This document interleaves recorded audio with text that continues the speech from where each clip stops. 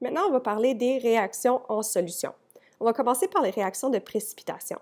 Donc, j'aimerais vous rappeler qu'on a déjà vu les réactions de précipitation quand on avait fait le chapitre 2. Donc, dans le cas des réactions de déplacement double qui forment un solide, ce serait une réaction de précipitation. Lorsque tu as la précipitation, tu vas avoir la formation de ce qu'on appelle un produit qui est insoluble ou peu soluble, qui lui va être ton précipité.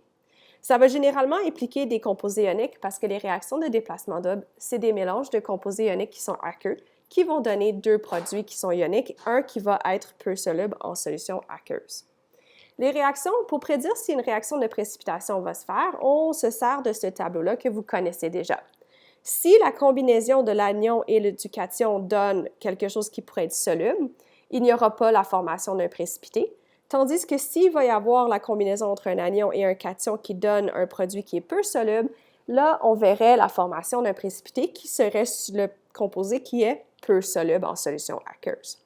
Rappelez-vous que pour qu'une réaction de déplacement double puisse se faire, il faut qu'il y ait au moins la formation d'un composé, d'un produit à la fin qui ne va pas être aqueux, c'est-à-dire qu'il va être soit solide, donc ce serait ton précipité, et on se sert de ce tableau de solubilité pour y arriver, à déterminer ça, ou ça doit former un gaz qui peut être du dioxyde de carbone ou de l'ammoniac, ou ça peut former un liquide dans le cas des réactions de neutralisation. Mais nous, pour l'instant, on va se concentrer sur ceux qui vont former un précipité solide parce qu'on parle des réactions de précipitation. À l'unité 2, vous avez vu comment faire l'équation chimique équilibrée d'une réaction de précipitation.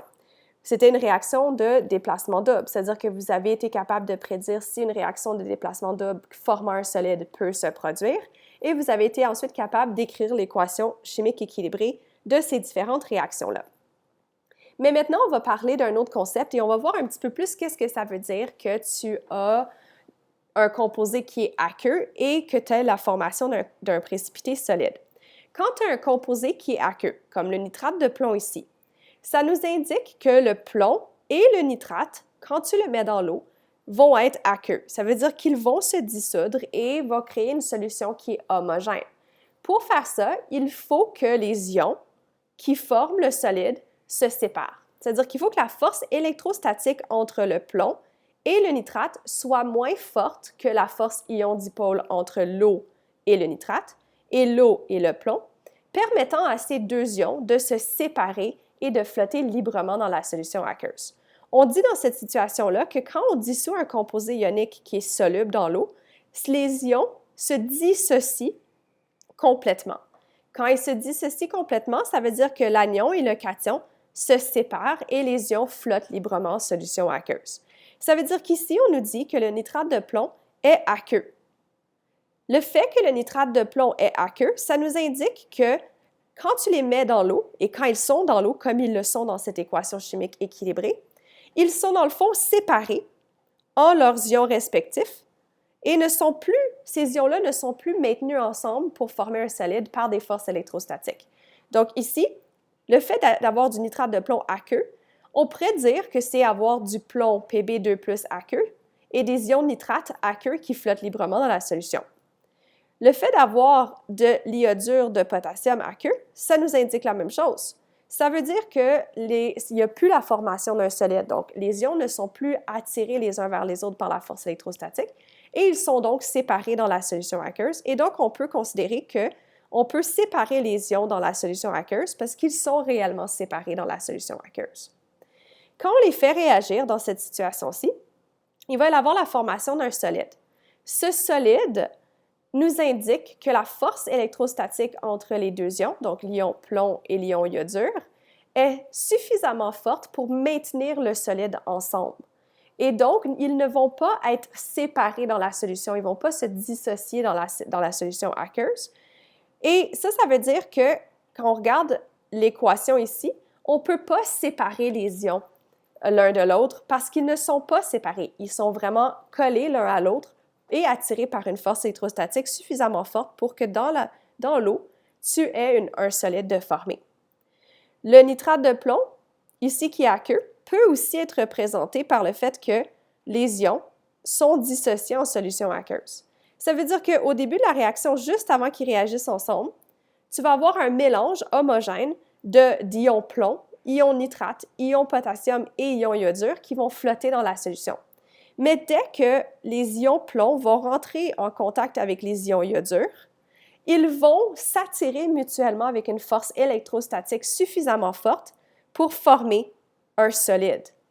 Et donc, vont former le précipité à ce moment-là où ils se rencontrent. Et donc, plus qu'ils rentrent en contact, plus de précipité solide que tu peux former. Les ions nitrate et les ions plomb, eux, quand ils rentrent en contact l'un avec l'autre, vont rien faire. Ils ne vont pas s'attirer mutuellement avec une force électrostatique suffisamment forte pour former un solide et donc vont continuer à rester solubles et aqueux en solution aqueuse et vont continuer à se déplacer librement dans la solution et ne vont pas s'associer l'un à l'autre. Ça veut dire qu'en réalité, si tu regardes ton équation ionique, ce n'est pas une vraie équation ionique qui donne les détails spécifiques. On est en train de te dire dans ton équation ionique que ça, c'est un paquet qui réagit avec un paquet pour former un autre paquet et un troisième paquet. Mais en réalité, ce paquet-là ne se forme pas réellement. Il reste comme ions en solution, comme ils étaient au départ. Ils n'ont pas été transformés, ils n'ont pas changé. Donc, comment ça se fait qu'on les associe ensemble?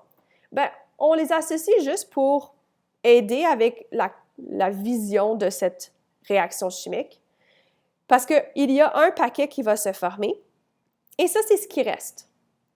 Mais, on pourrait former du nitrate de potassium solide, mais pour y arriver, il faudrait qu'on filtre l'iodure de plomb, et il faudrait qu'ensuite on évapore l'eau pour faire que la force ion-dipôle entre les ions et l'eau n'existe plus, pour permettre ensuite au potassium et au nitrate d'être attirés par une force électrostatique. Donc, pour que ça arrive, il faut vraiment que tu évapores l'eau. Parce que si tu n'évapores pas l'eau, les ions nitrate et potassium qui étaient au début de la réaction sont exactement pareils à ce qu'ils étaient à la fin de la réaction. Ce qui veut dire qu'ils n'ont pas vraiment réagi. Parce que dans une réaction chimique, pour qu'une espèce chimique réagisse, il faut qu'elle soit transformée. Mais si tu regardes au début de la réaction et à la fin de la réaction, le nitrate et le potassium n'ont pas été transformés. Ils restent aqueux et ils restent sous leur forme d'ions qui flottent librement dans la solution. L'équation ici que j'ai écrite ici, c'est ce qu'on appelle l'équation ionique, qui montre dans le fond les ions qui sont libres et qui se dispersent librement dans la solution et les ions qui sont associés l'un à l'autre pour former un solide à cause de leur force électrostatique qui est plus forte que la force ion-dipôle. On peut simplifier l'équation chimique en donnant ce qu'on appelle l'équation ionique nette. Ton équation ionique nette, c'est dans le fond l'équation qui prend seulement en considération les ions qui ont réagi et qui ont été transformés. Ça élimine les ions qui n'ont pas été transformés et donc n'ont techniquement pas réagi. Les ions qui n'ont pas été vraiment transformés, donc ces ions-là, qui n'ont pas été transformés parce qu'ils sont exactement pareils dans mes réactifs que dans mes produits, on appelle ça des ions spectateurs. Eux, ils sont juste dans la solution et ils ne changent pas, ils sont juste là. Donc, ces ions spectateurs-là, on peut les éliminer parce qu'ils n'ont pas été transformés dans la réaction. C'est-à-dire que si on élimine ces ions spectateurs, on obtient l'équation ionique nette qui prend seulement en considération les ions qui ont réagi et qui ont été transformés. Ceci est l'équation ionique nette. On voit qu'au début de la réaction, tu avais des ions plomb qui étaient aqueux et flottaient librement dans la solution, des ions iodure qui étaient aqueux et flottaient librement dans la solution, mais dès qu'ils se sont rencontrés, quand on a fait le mélange des deux solutions, ça a formé un précipité solide où là maintenant, tu as le composé iodure de plomb solide qui est formé, où les ions plomb ne sont plus libres à flotter dans la solution et les ions iodure non plus. Ils sont maintenant attirés par une force électrostatique pour pouvoir former un solide qui est ton précipité. Pour pouvoir obtenir l'équation ionique nette à partir de l'équation chimique, il faut premièrement donner l'équation chimique équilibrée, comme on a vu à l'unité 2. Ensuite, déterminer à partir du tableau de solubilité les composés ioniques qui vont être aqueux ou solide en solution aqueuse, comme on a vu à l'unité 2. Ensuite, on va écrire l'équation ionique pour prendre en considération les ions qui vont être aqueux en solution aqueuse et donc se déplacent librement et ceux qui ne vont pas. Ensuite, on va éliminer les ions spectateurs et ce qui reste, ça va être notre équation ionique nette. Donc, si on fait un exemple de comment est-ce qu'on pourrait procéder, prédit quels seraient les produits obtenus si on mélange une solution de phosphate de potassium, donc K3PO4. Je sais que c'est aqueux parce que n'importe quel composé avec un ion alcalin va toujours être aqueux. Va réagir avec le nitrate de calcium. Encore une fois, je n'ai même pas besoin de regarder mon tableau de solubilité. N'importe quoi avec du nitrate devrait être soluble en solution aqueuse. Donc ça devrait théoriquement donner du nitrate de potassium, qui lui va être aqueux parce que n'importe quoi avec du nitrate ou des ions alcalins va être aqueux, plus du phosphate de calcium. Pour pouvoir savoir sa solubilité, il faut que j'aille voir mon tableau de solubilité. Donc, j'ai du phosphate, et si on regarde ici, ce n'est pas un métal, le calcium n'est pas un métal alcalin, ce n'est pas de l'hydrogène, ce n'est pas de l'ammonium, donc ça va être peu soluble. Donc ici, tu vas avoir un précipité solide qui va se former. Donc ici, c'est solide. Maintenant, il faut équilibrer. J'ai 3 calcium ici, donc je vais mettre un 3 là. J'ai 2 phosphates ici, donc je vais mettre un 2 là. Ça me donne 6 potassium et 6 nitrates. Donc, si je mets un 6 ici, ça règle mon problème. 6 potassium, 6 nitrates, j'ai mon équation chimique équilibrée. Maintenant, je vais donner mon équation ionique. J'ai 6 ions potassium qui sont aqueux. Parce que mon composé au départ était tout aqueux, c'est-à-dire que ces 2 ions-là sont séparés dans ta solution aqueuse. Plus 2 phosphates aqueux, plus 3 calcium aqueux, plus 6 nitrates aqueux. Maintenant, je sais qu'ils sont tous aqueux avant de les mélanger parce que c'est écrit aqueux, donc ils sont séparés techniquement dans ta solution.